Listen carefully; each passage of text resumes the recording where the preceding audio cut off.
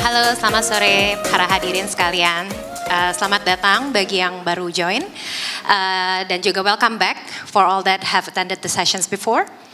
A little bit of introduction, I'm Kania Aisyah Pasaman, mewakili IDN Media sebagai Head of Communications dari IDN Media. Jadi di sore hari ini saya juga ingin sedikit memperkenalkan mengenai IDN Media. We are currently a leading media platform focusing on millennials and Gen Z in Indonesia. So when we talk about media, nanti mungkin juga kita punya tamu-tamu spesial, panel yang exciting, yang akan berbicara mengenai how media as well as social media dan juga peran-peran penting platform-platform media baru lainnya dalam membantu brand mengkomunikasikan objektif mereka. Jadi untuk topik kita hari ini, kita akan membahas mengenai the future of branded and engaging modern communication. So what does that mean? And how can we as brands navigate our way towards it? Jadi hadirin sekalian, saat ini dengan berkembangnya berbagai macam platform media, media digital, social media, dan lain-lainnya. Dan yang terbaru mungkin kita bisa melihat ada e-sports, OTT gitu ya. Dan juga banyak macam media lainnya. Tentu saja ini berdampak pada customer experience and how brands can engage with customers. It also affects the way they consume news, content, and everything that's basically going around ya. Jadi beberapa platform yang tadi saya sudah sebutkan yang sifatnya memang progresif ini sudah mengubah cara pandang customer terhadap apa yang di-share oleh brand dan bagaimana brand bisa mengkomunikasikan objektif mereka dengan baik gitu ya, yang dengan cara yang tetap engaging, tetap menarik dan juga relevan. Berdasarkan laporan dari MMA Indonesia Martech 2021, kami mendapati bahwa brands ataupun marketers gitu ya, dengan strategi keterlibatan omnichannel yang efektif, mereka enjoy sekitar 10% year-on-year growth. That's quite a lot for whatever is going on around us right now.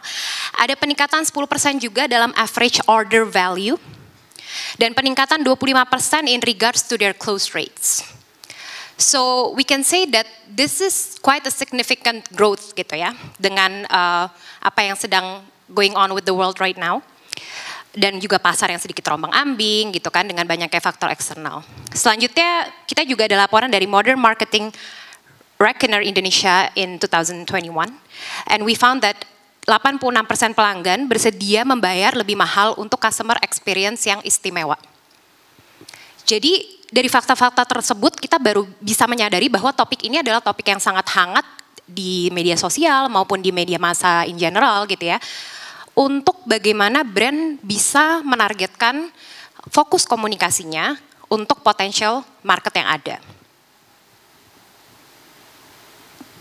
Jadi tanpa berlama-lama saya akan memperkenalkan our guest and panel for today. Mbak Endang Putri, Global Category Head dari Mayora Group.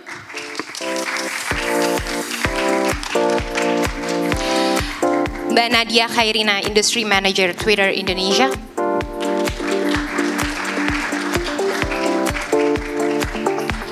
Dan juga Mbak Ray Angelina, atau yang bisa kita kenal dengan Mbak Ray, Marketing Manager Multi Bintang Indonesia.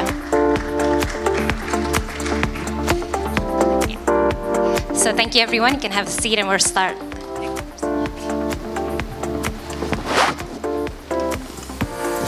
Oke, pertama-tama ini girl power ya, kita all women panelists. All women! It's very fitting to close the session today. Jadi kita akan mulai sesinya langsung. Saya akan menanyakan satu pertanyaan general dulu nih buat teman-teman yang ada di panggung ya. Karena kalau saya kan background saya datang dari media massa gitu ya. Nah hari ini kita mau ngomong dengan teman-teman dari sisi brand dan juga media sosial dari Twitter. Kita mau tahu nih ya, berdasarkan pengamatan Anda, mungkin personally but also as industry players gitu kan. Jadi kita kan baru saja melewati sesuatu yang life changing ya. Mungkin belum bisa dibilang 100% melewati juga sih, tapi the pandemic was quite a huge deal for everyone ya. So aku mau tahu nih, dari pengamatan Anda di masa pandemi, sekarang juga transisi pasca pandemi gitu ya, menuju normal yang baru pastinya. Kita mau tahu nih, kira-kira mengulik sedikit lah, berapa penting sih sebenarnya bagi perusahaan atau perusahaan di mana Anda bekerja saat ini gitu ya, untuk menjaga fokus komunikasi yang tepat dalam konteks dinamika advertising atau marketing. Dan ketika berhadapan dengan changing consumer behavior yang ada di Indonesia, tentunya seperti tadi saya bilang kan ini udah transisi nih masa pasca pandemi gitu ya. Jadi apa sih yang bisa dinotis dari changing customer behavior tersebut gitu. Dan mungkin untuk Twitter sendiri gitu ya, bagaimana behavior di masa pandemi ini kemudian bisa menjadi insight-insight yang menarik buat brand-brand yang ada di sini saat ini gitu. Jadi mungkin aku mulai dulu dengan Mbak Endang kali ya. Silakan Mbak. Oke, sebelumnya thank you dan semoga masih tetap semangat ya di last session ini. Jadi untuk berdasarkan pertanyaan tadi, kita yang penting bagi marketer adalah kita understanding the impact gitu. Jadi kita tahu bagaimana pandemic change the way of people behave gitu. Dan kita juga sebagai brand kita selalu adapt and learn. Karena nothing stays, itu yang mengajarkan kita bahwa nothing stay gitu. Di saat pandemi bagaimana orang stay at home more, in home consumption, terus bagaimana warung-warung tutup, orang pindah ke minimarket dan lain-lain. Tapi sekarang pandemik sudah new normal lagi, beberapa behavior change lagi. Terus kita juga bagaimana kita punya insightful communication. Kita tahu seperti waktu pandemi health, clean, safety itu menjadi priority. Bagaimana kita bisa tap di sana, tap into communication juga. Dan learningnya adalah brands itu harus continue to move gitu. Bagaimana whatever situation, whenever crisis happen, brand yang bisa move itu pasti bisa come back stronger gitu.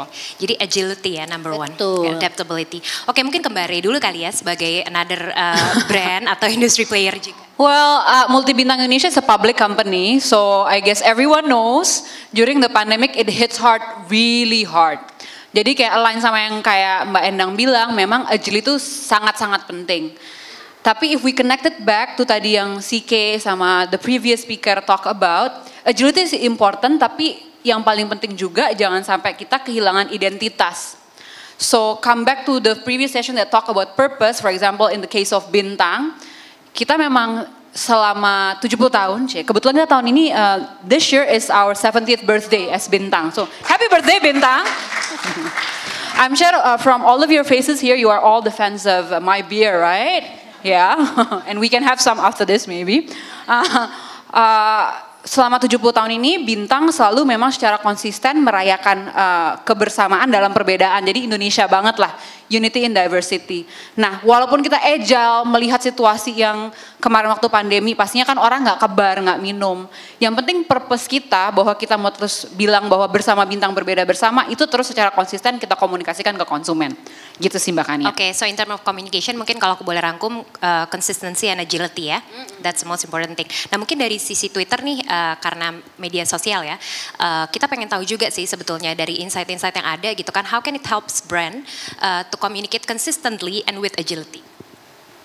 So after a few discussions with like brands and also the industry, of course, the most important thing right now is simply to stay visible to our audience gitu ya, be everywhere, terus also be relevant in terms of content gitu.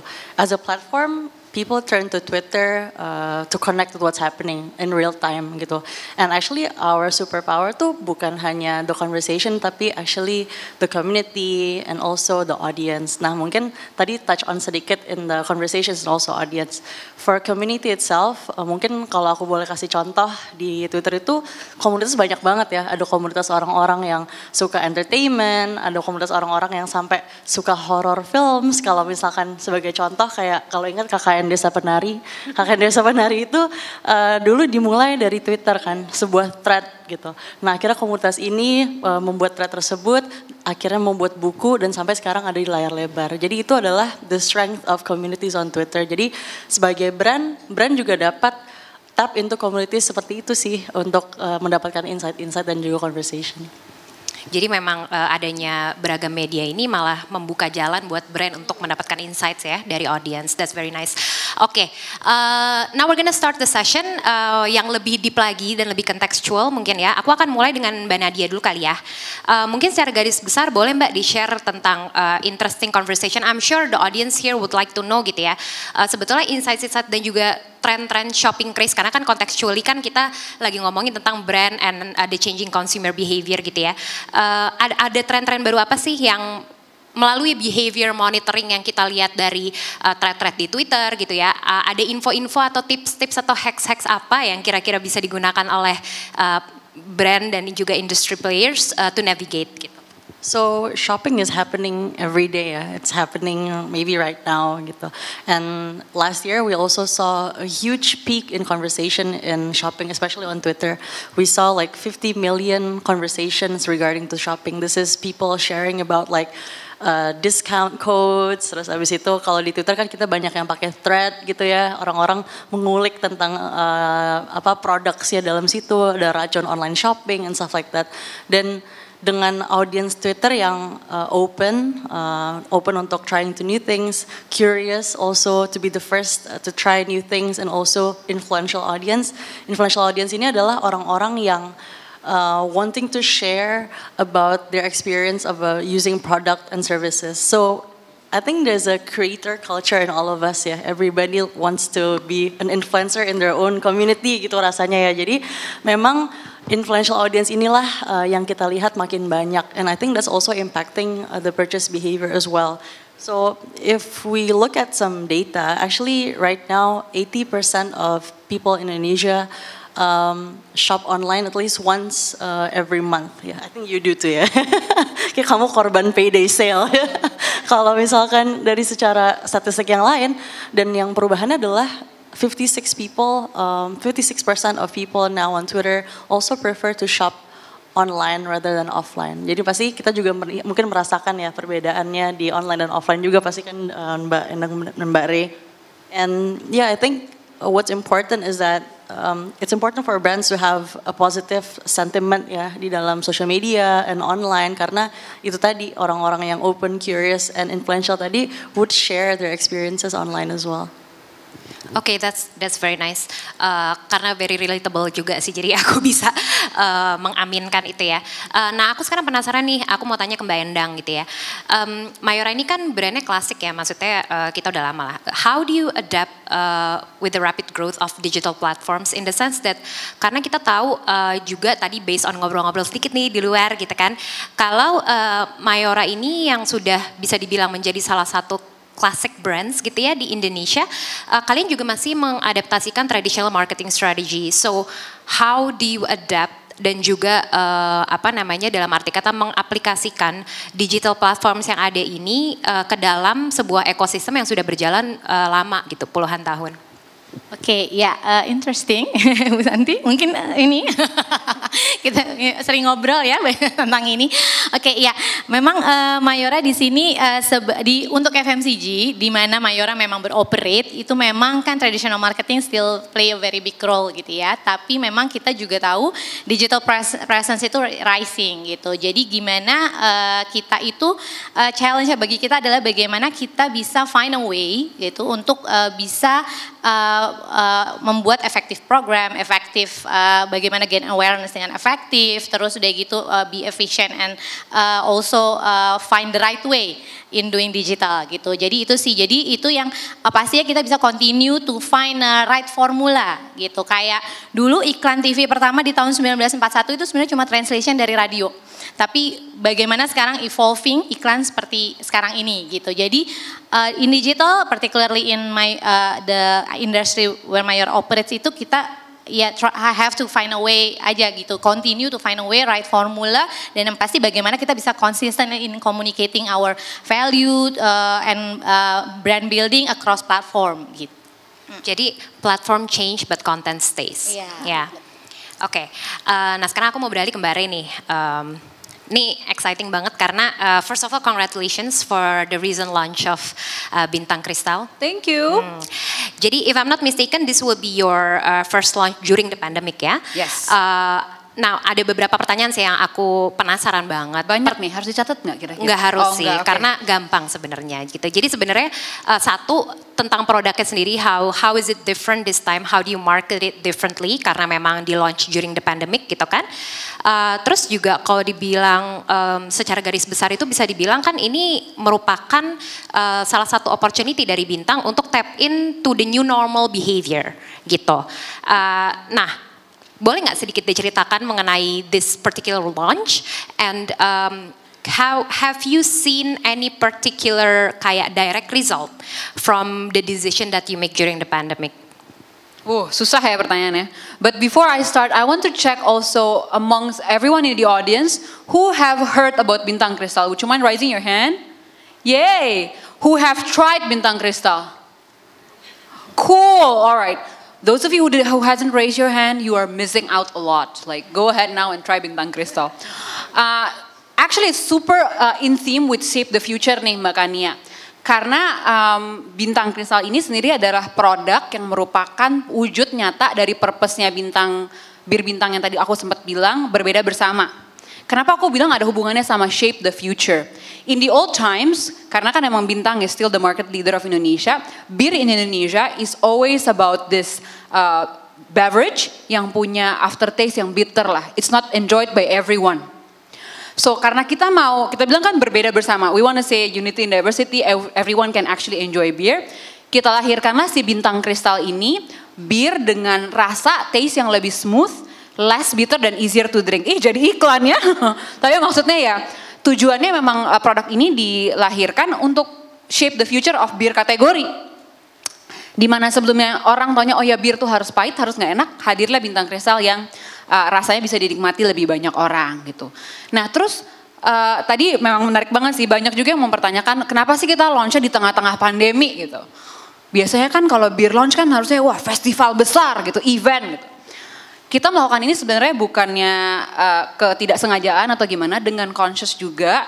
Karena kita tahu bahwa walaupun di tengah pandemi tadi saya sempat bilang ya bisnis bir tidak secemerlang sebelumnya, masih ada opportunity untuk orang yang pengen chill di rumah.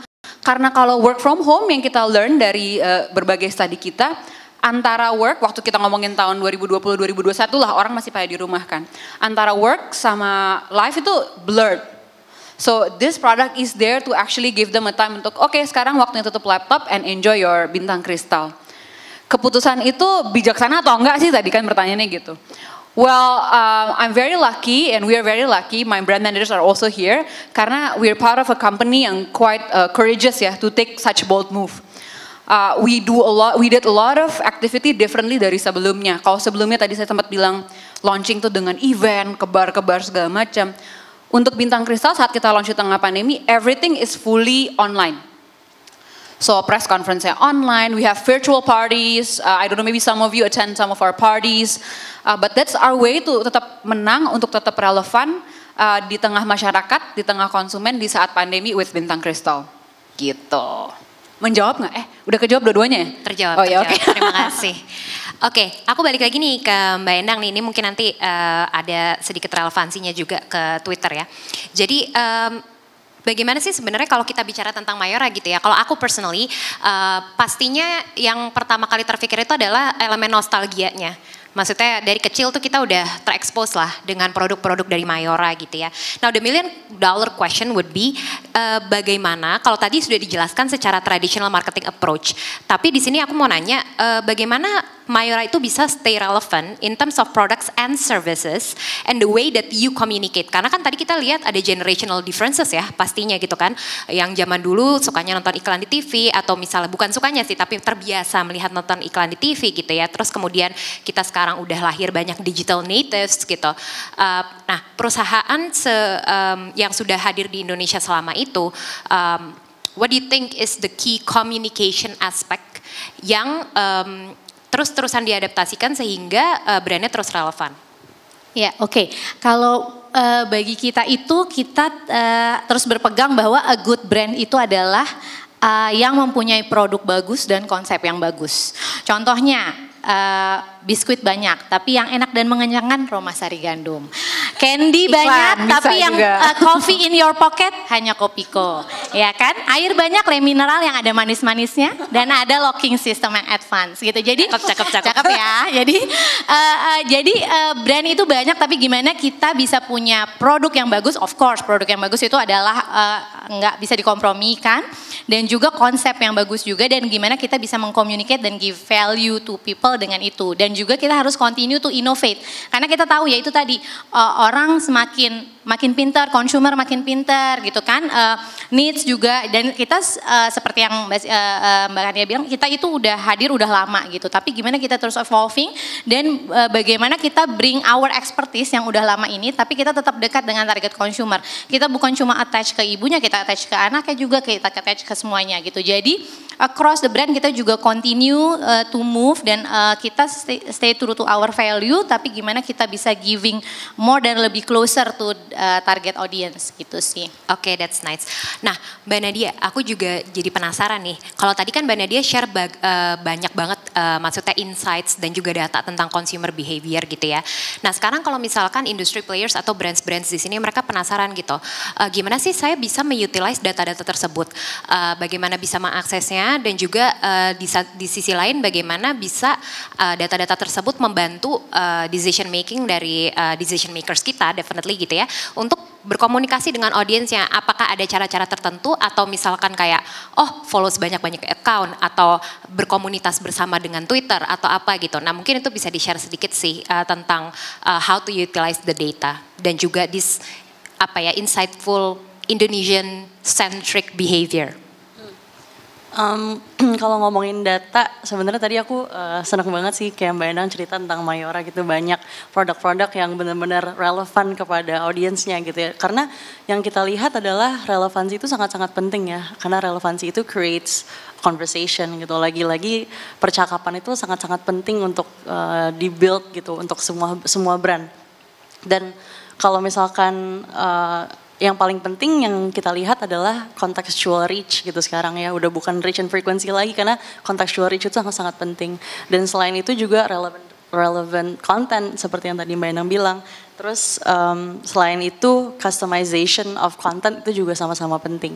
Dan kalau dari sisi Twitter sendiri itu ada beberapa poin yang udah aku mention. Nomor satu adalah staying relevant. Staying relevant itu gimana caranya brand can connect with what's happening gitu.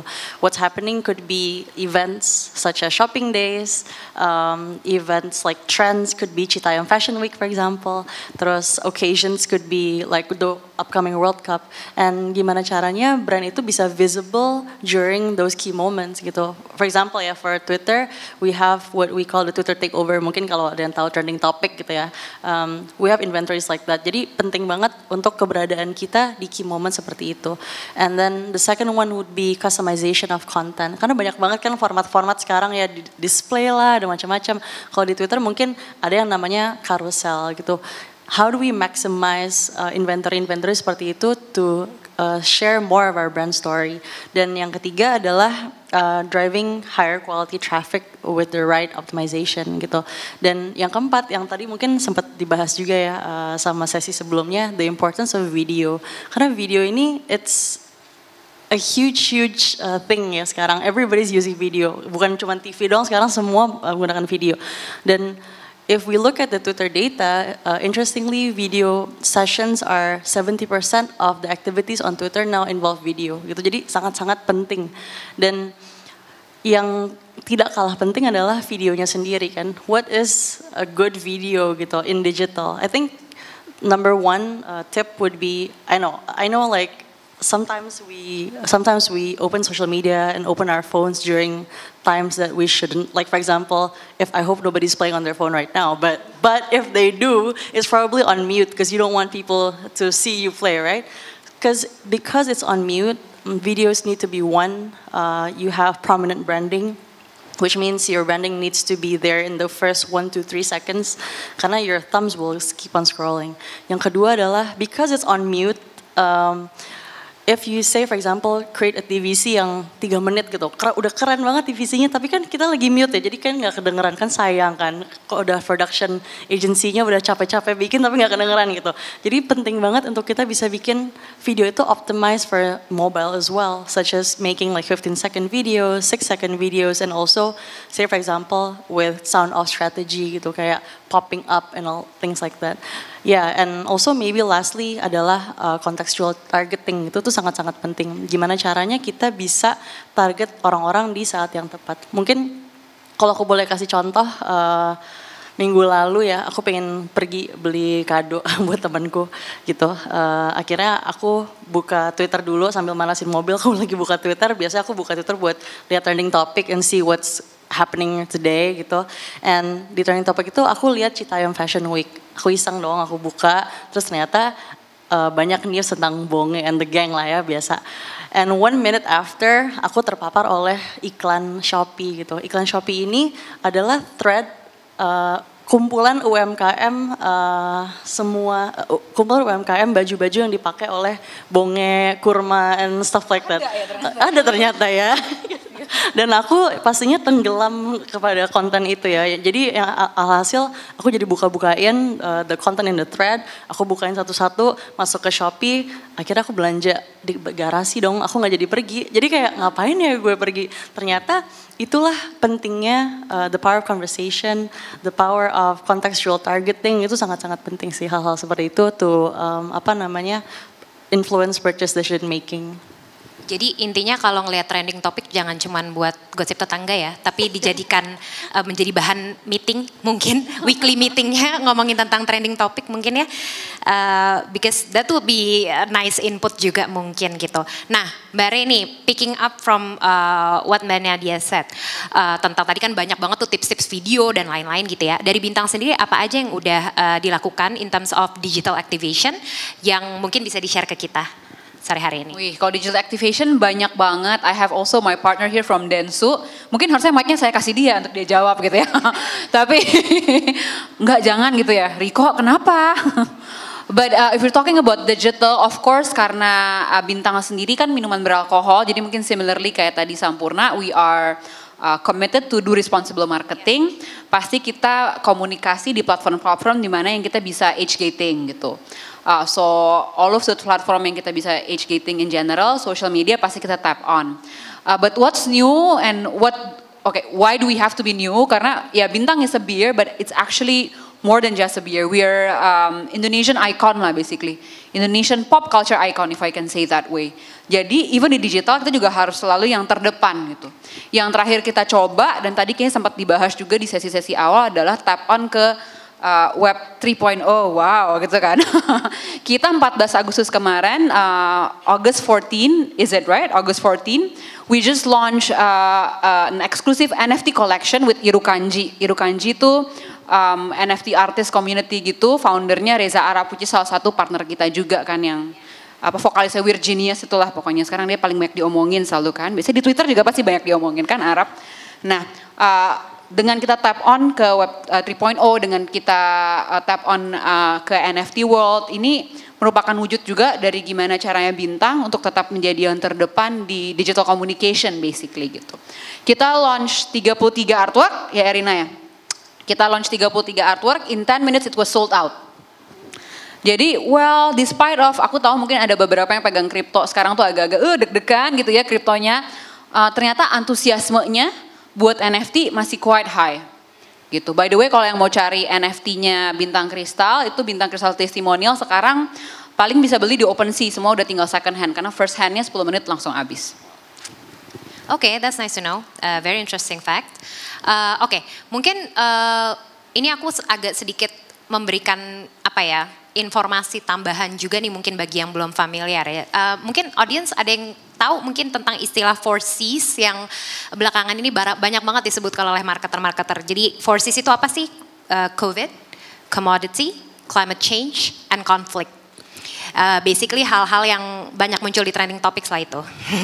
Jadi aku mau ngomong sama Mbak Nadia nih sekarang gitu ya. Bagaimana sih Twitter sebagai salah satu platform digital menggunakan this knowledge of conversations and data gathering untuk memberikan input yang signifikan terhadap brand dalam menyikapi 4 topik yang tadi disebutkan itu ya tadi COVID, commodity, climate change, and conflict gitu. In terms of priority juga, which of the 4 yang memang tetap menjadi hot topic gitu. Mungkin it's going to be useful untuk brands untuk tahu ini karena pastinya ke depannya kan 4 hal ini juga masih akan banyak membawa topik-topik perbincangan baru gitu ya. So I think dari 4 topik tersebut juga kita jadi di tahun lalu last year we actually came up with this Twitter Trends report. This Twitter Trends report aims to analyze conversation from 2018 sampai dengan tahun lalu gitu. And on this Twitter Trends report actually there's more than just those 4 topics and there's actually 6 topics that carry us over until 2020 sampai tahun ini until this year. So those key topics are one, it's about well-being gitu. I think everybody now talks about wellness. Mungkin yang dulu tadi nggak ngomong tentang wellness, now everybody's more aware about wellness. Itu C-nya consciousness sekarang. Benar. Man and woman dulu kan kayaknya kayak gitu-gitu kayak lebih cenderung ke perempuan gitu rasanya ya. Tapi sekarang everybody's more conscious about things like that. Terus yang kedua adalah creator culture yang tadi aku bilang. I think there's a influencer within us gitu. Semuanya kayak gitu kan. Kita tuh pengen sharing kepada komunitas kita, mau ke teman-teman, mau ke keluarga gitu. Terus the third thing is everyday wonder, is people being more positive towards the community. Yang keempat adalah sustainability gitu ya. Karena makin banyak nih orang-orang yang aware tentang sustainability, which also creates demand to brands, I feel. Tadi kan kita juga mention ya on the last session about sustainability. And lastly, it's about tech life and how technology is impacting our daily life. Dan teknologi ini things like Zoom calls lah, kita semua sekarang meeting online. Terus habis itu salah satunya juga e-commerce conversation is part of technology as well. I don't think we'd be here without technology gitu kan. I think the conversations surrounding that. Jadi ada 6 topik itu sih dan FYI, it will be launched in October this year, Twitter Trends. I'll be sharing that across to everybody as well. So hopefully sih Twitter Trends ini bisa ngebantu kita untuk create strategy for the next 2 to 3 years because that's just the underlying topics. I know that there's so many subtopics under it, tapi I think those 6 topics would be ones that continue for the few years onwards. So beyond the 4 Cs ternyata masih banyak Cs yang lain yang bisa dieksplor ya. Saya tadi baru mention baru 4, ternyata masih banyak yang lain gitu. Oke, nah ini something close to the heart nih Mbak Endang. Aku kan pecinta drakor ya, K-drama. Pas pandemi itu aku lumayan kaget karena pas nonton banyak beberapa seri-seri favorit aku tuh kok ada tiba-tiba di Indonesian Pride nih tersisipkan gitu ya di tengah-tengah show-show itu gitu. Selain kaget ada juga rasa bangga dan rasa kayak pengen ke minimarket beli kopi kok gitu kan tiba-tiba kan. Jadi aku mau tahu juga sih karena kalau kita do news monitoring karena aku kebetulan IDN Media kita we deal a lot with that gitu ya. We also know that recently there's news about IP partnership with the biggest mobile game in Indonesia. Terus juga ada pertemuan dengan this aerospace appearance itu dan a lot of government to business related exposure lah dari Mayora gitu. Nah pertanyaannya are those intentional or not? And if it is, what do you hope to achieve? Oke, ya itu benar-benar. Jadi kita kembali lagi karena kita shape the future dan kita berusaha continue to innovate, melakukan doing many new things. Jadi salah satunya memang adalah K-drama itu ya. Kalau misalnya bicara soal K-drama, sekarang siapa sih yang nggak nonton K-drama? Coba di sini angkat tangan siapa yang menonton K-drama? Apa yang nggak nonton? Yang menonton. Yang menonton Nah, saya. kayaknya jaim nih, cowok-cowok jaim, saya tahu nih kayaknya. Oke, iya jadi K-drama itu on the rise banget kan, trennya sudah globally, dan kita di sini Kopiko itu adalah brand yang global brand yang udah ada di lebih dari 100 negara gitu. Jadi this is like a combination of two power brands gitu, and Kopiko is a legendary brand, right? Kopiko itu number one coffee format in a format of candy in the world, dan kita lihat bahwa kita pengen stay relevant, and then we see that K-drama is rising, terus appeal to younger target market. Jadi kita lihat kombinasi ini pas banget gitu. Nah, terus kalau dilihat tentang yang aerospace, jadi itu internationally untuk yang K-drama gitu, karena kita memang pengen stay relevant. Untuk yang aerospace itu unintentionally. Jadi itu awal mulanya adalah di 2017 itu kita ada appear di NASA ya. Jadi pada saat itu Thanksgiving, astronot itu diminta untuk bawa produk kesukaan mereka. Dan apparently salah satunya membawa Kopiko. Jadi itu memang Indonesian pride banget at the moment ya.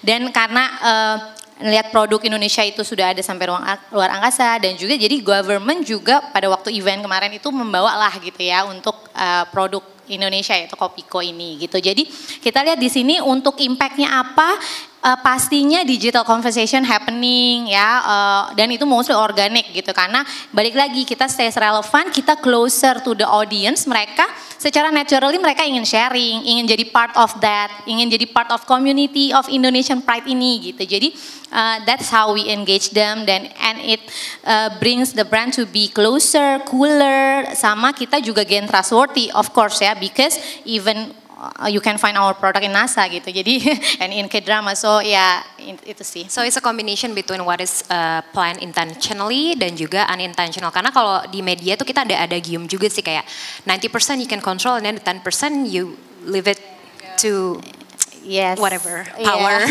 that can control gitu. Tapi in this case it works in your favor karena there's a combination of something that is intentionally planned dan juga something yang organic gitu, something yang memang given back by the community that receives your message gitu ya. Nah, aku mungkin mau kembali lagi nih sekarang, kalau kita tadi kan udah dapat case-nya Mayora nih, and we see that product wise you are much different industry gitu ya. So maybe we also want to know your side of the story gitu. Dari unusual habit, kalau tadi kan Mbak Endang sharing tentang orang lagi tiba-tiba seru kayak drama, terus tadi juga Mbak Nadia sharing tentang tren-tren yang lagi diomongin apa segala macam gitu ya. Nah mungkin ada nggak sih typical kayak something that you pick up gitu kan, yang sangat Indonesia banget gitu ya, that helps you in your decision making untuk membuat strategi-strategi marketing yang sekarang sedang berjalan. Nah, yes, Kopiko keren banget by the way, aku mengakui J. Thank you. Langsung beli di minimarket kan? langsung habis ini. Nah, kalau untuk Bir Bintang sendiri, selain kita selalu semangatnya berbeda bersama bintang berbeda bersama, yang ikonik banget dari Bir Bintang adalah Anda layak dapat bintang gitu kan ya. Itu dari zaman papahku sampai sekarang juga tunesnya masih ada. Nah, gimana sih kita bisa leverage on it, gimana caranya kita bisa use the fact bahwa kita adalah iconic brand dan leverage bahwa kita bukan cuma iconic brand tapi iconic Indonesian brand. Kita bahkan secara organik sekarang udah mulai celebrate Indonesian people through si Anda layak dapat bintang itu. Jadi it's a simple organic content di mana di Instagram tiap bulan kita mention tuh siapa aja sih orang Indonesia, karya Indonesia, kota di Indonesia yang membuat kita bangga ke global. Nah, we gave them Anda layak dapat bintang. Kita biasanya post, ada tag. Kalau di DM balik kita kirim bir. Kalau misalnya enggak ya udah, yang penting semua orang tahu bahwa kamu keren banget gitu kan ya.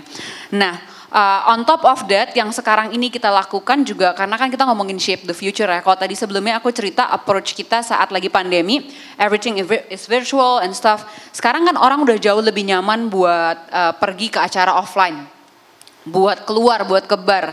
Nah, di tahun ini salah satu partnership terbesar kita, it sounds classic, not NFT atau apa, adalah kita partnership sama We The Fest. Aku nyebut brand gak apa-apa lah, itu salah satu festival musik terbesar di Indonesia.